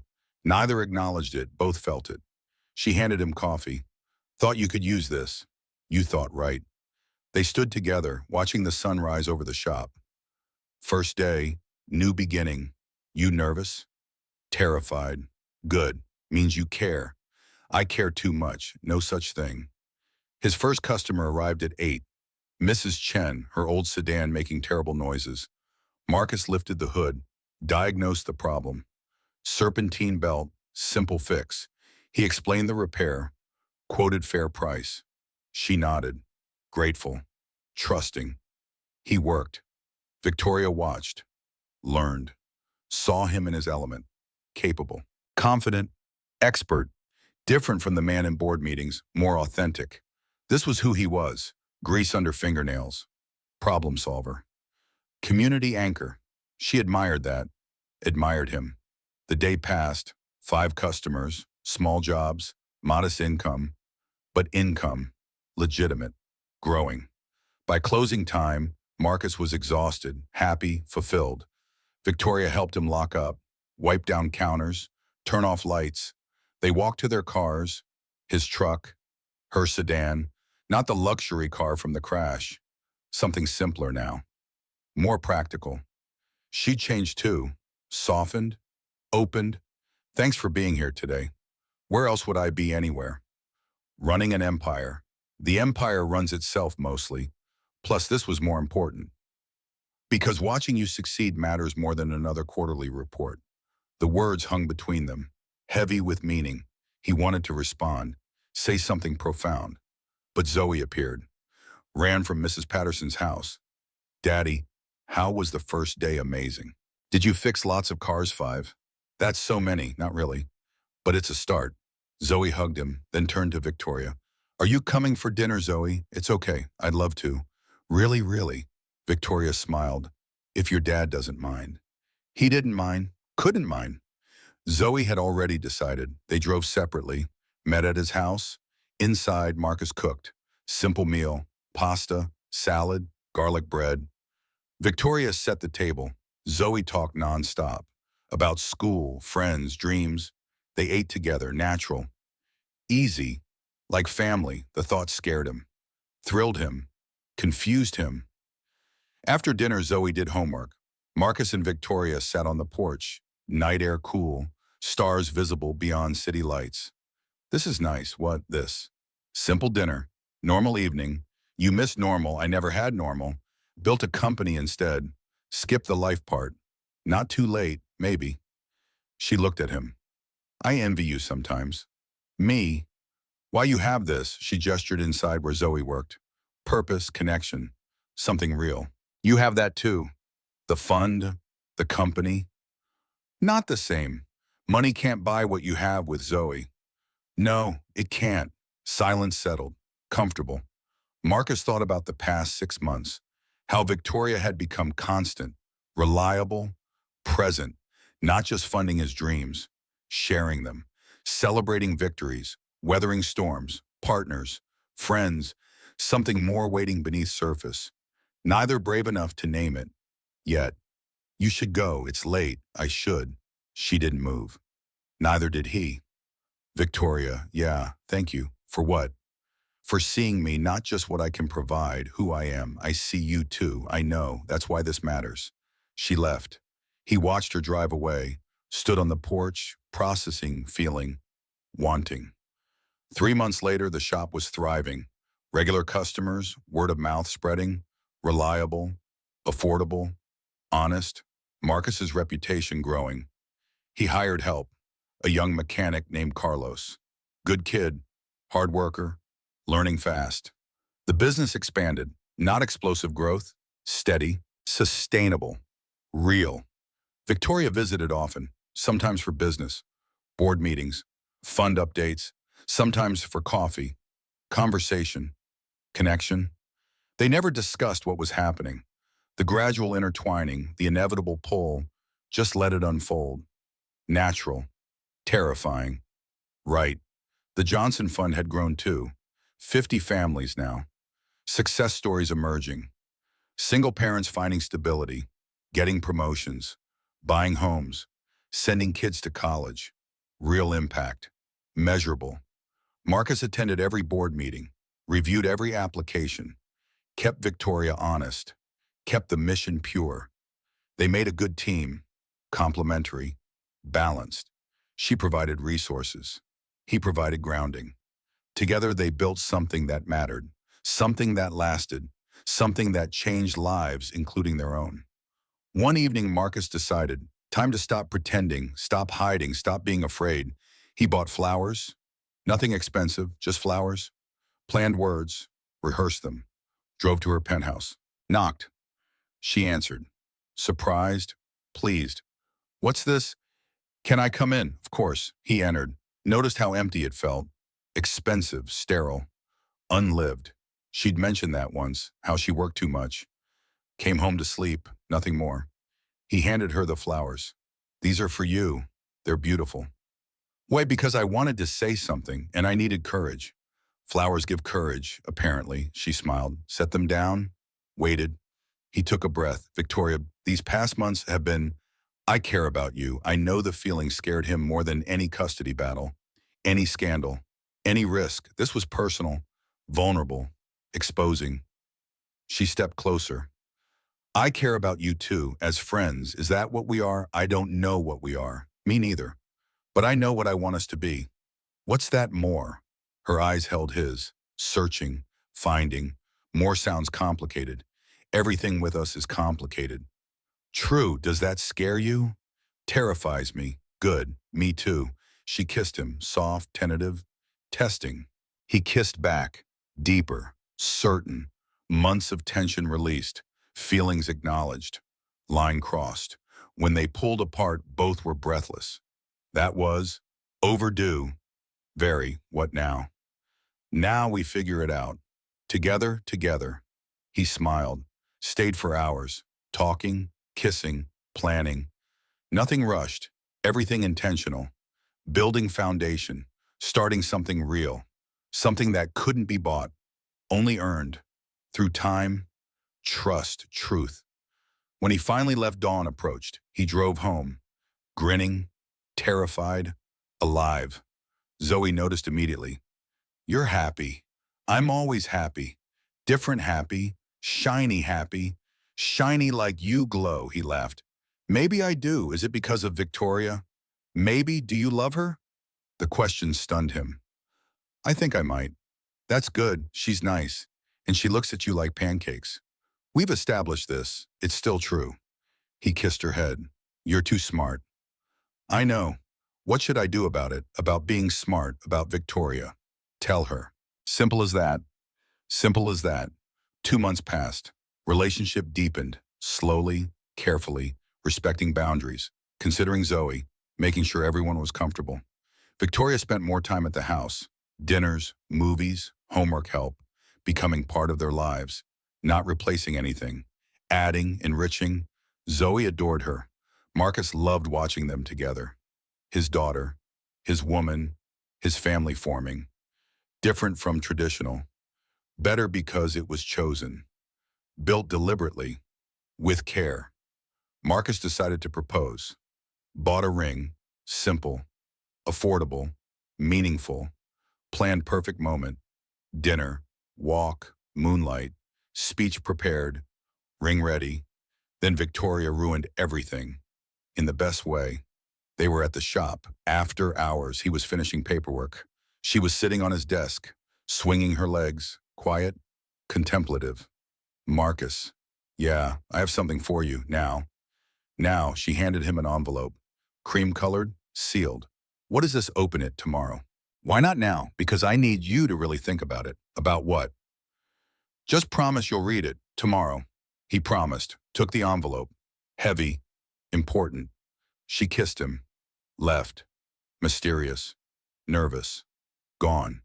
That night, Marcus stared at the envelope. Curiosity burning. But he'd promised. Tomorrow. He put it on the nightstand, tried to sleep, failed. Morning took forever. Finally, dawn came. He made coffee, sat at the table, opened the envelope. Inside was a card, handwritten, her elegant script. He read, Marcus, you saved my life in a storm. But you did more than that. You saved me from becoming someone I hated. Someone who measured worth in dollars. Someone who forgot where she came from. Someone who stopped believing in goodness. He continued reading. I was 16, homeless, living in a stolen van, not much bigger than your truck. Same color, actually. Same dented fender. When I saw your truck that night in the storm, something clicked. Recognition. Memory. That van kept me alive. Gave me shelter when I had nothing. Your truck saved me again. Full circle. He felt his throat tighten. More words. You reminded me that kindness is the greatest currency. That honor matters more than wealth. That love is built on respect, not transaction. You taught your daughter those values. Now you've taught me. I can't imagine life without you. Without Zoe, without the man who threw my money back because integrity mattered more. His hand shook. Final paragraph. I'm not asking because I owe you. I'm asking because I choose you. Every day, every moment. Will you marry me? The card fell from his fingers. Marriage, proposal. From her to him. Reversing expectations. Breaking norms. Perfect. He laughed, cried, both. She'd beaten him to it. Proposed first. Asked him. The ring in his drawer suddenly irrelevant. Funny. Beautiful. Right. Second page. He picked it up. An invitation. Already printed. The wedding of Victoria Sterling and Marcus Johnson. Date set. Venue chosen. She'd planned everything. Assumed yes. Confident. Presumptuous. Exactly like her. He called. She answered immediately. Well, his voice cracked. You didn't even let me propose. I know. Terrible of me. Completely. But, but yes. Yes, yes. I'll marry you, she screamed. Actually screamed, he laughed. Heard her crying, happy tears. When? Whenever you want. How about the date on the invitation? Pretty sure of yourself, hopeful. Big difference, he smiled. 6 months. That's the date. Yes, I'll be there. You better be, I love you.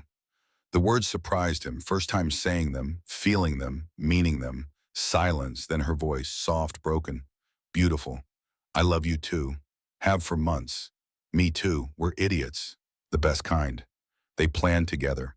Simple ceremony, close friends, family, nothing elaborate, nothing performative. Just commitment. Public. Witnessed. Real. Zoe was involved every step. Choosing flowers, tasting cake, picking her dress. She took it seriously. This wasn't just her father marrying. This was gaining a mother, someone who chose her, wanted her, loved her. The difference mattered. Blood didn't make family, choice did. Zoe understood, embraced it, celebrated it. 6 months passed, faster than expected, slower than desired. Finally the day arrived. Small chapel, afternoon light through stained glass. 50 guests. Marcus stood at the altar, Carlos beside him. Best man, unexpected friendship. Born from business, grown into brotherhood. Music played, doors opened. Victoria appeared. White dress, simple, elegant, stunning. But Marcus barely noticed. His eyes found Zoe, walking beside Victoria and holding her hand. White dress matching, braids decorated with small flowers, smiling, radiant, perfect.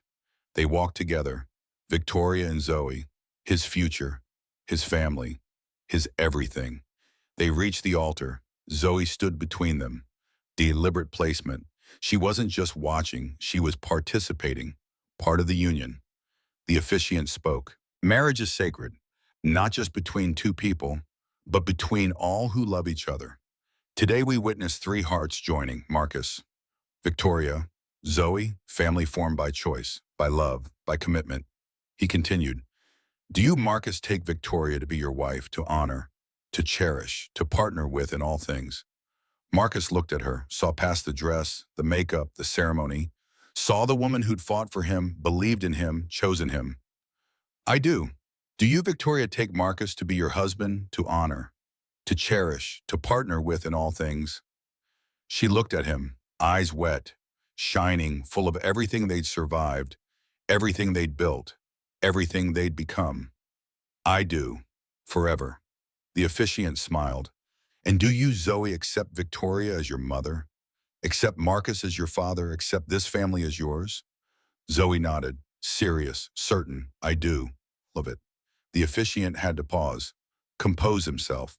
Then you are family, Marcus and Victoria, Zoe, together, bound by love, sealed by commitment. You may kiss. They did.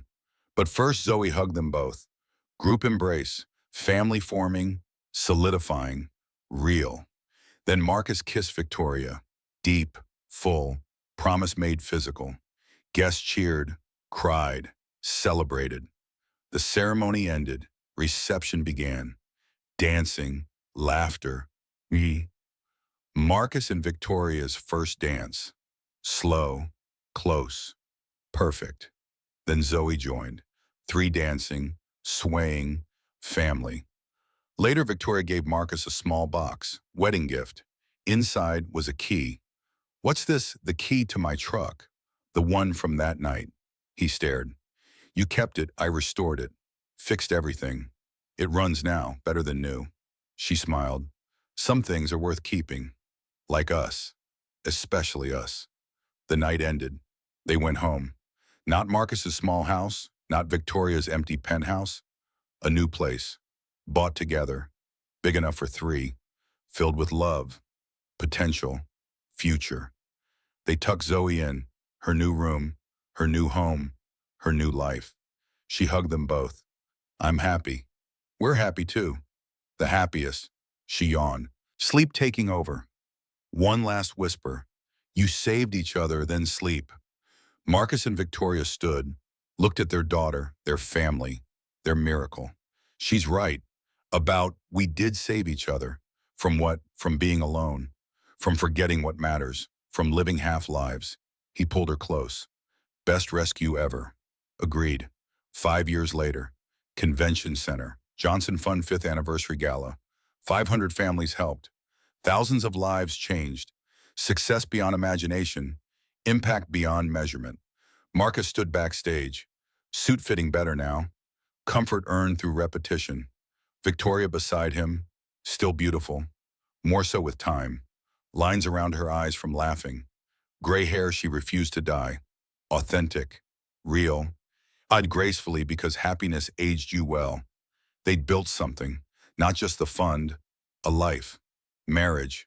Partnership. Family. Zoe was 12 now. Poised. Confident. Smart. Everything they'd hoped. Tonight she'd speak. Her idea, her words, her story. Marcus was nervous. Proud. Terrified. She can do this. I know. Still nervous. She's your daughter. Exactly. Which means she's brilliant. Also exactly. Music played. Introductions made. Then Zoe walked on stage. Yellow dress. Braids neat. Confident stride. The crowd quieted. She reached the microphone, adjusted it, smiled. 5 years ago, my dad saved someone's life. Pulled her from a burning car. Didn't ask for anything. Just did what was right. Applause. She continued. That someone was Victoria Sterling, now Victoria Johnson. My mom. More applause, louder. Zoe waited, then spoke again. But here's what people don't know. She saved him too. Not from fire, from drowning, in struggle, in poverty, in isolation. They saved each other. Silence. Complete. Everyone listening, hanging on every word. This fund exists because 2 people chose kindness over transaction, partnership over profit, love over logic. Her voice grew stronger. 500 families have been helped. But really, one family helped 500 more. Because when you save someone, you don't just change their life. You change everyone they touch, everyone they help, everyone they inspire. It ripples out, endless, infinite. She looked at Marcus and Victoria in the wings. My dad taught me integrity can't be bought.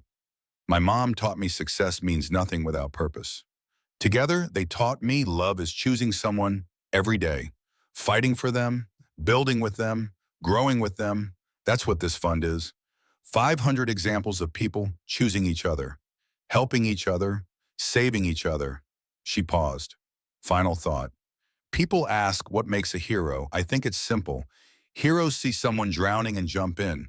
Not because they have to, because they can't not. My parents are heroes.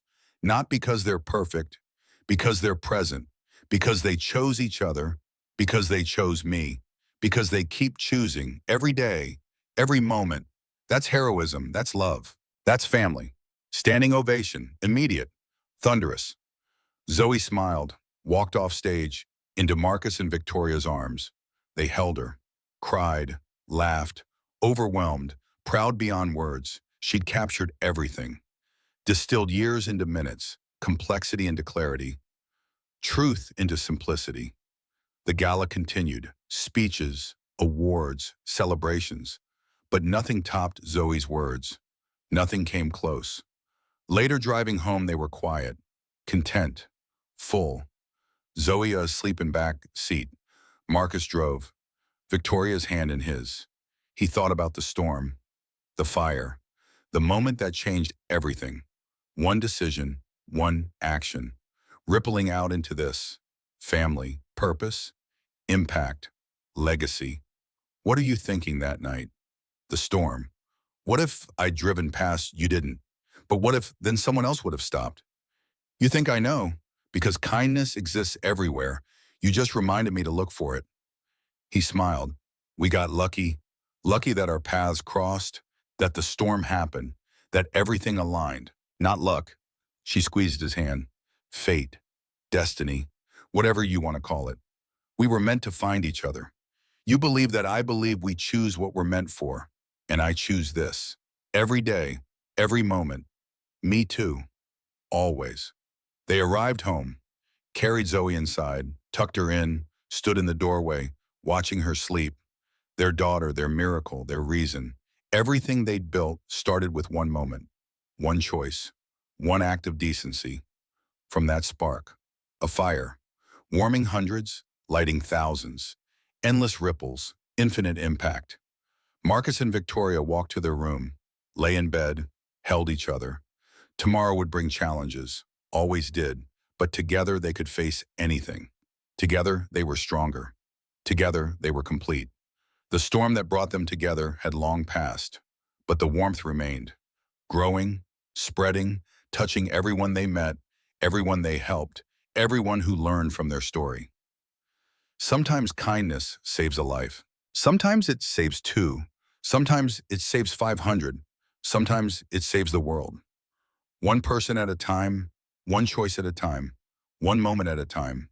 That was the real legacy, not money, not buildings, not even the fund, just love, multiplied, infinite, eternal.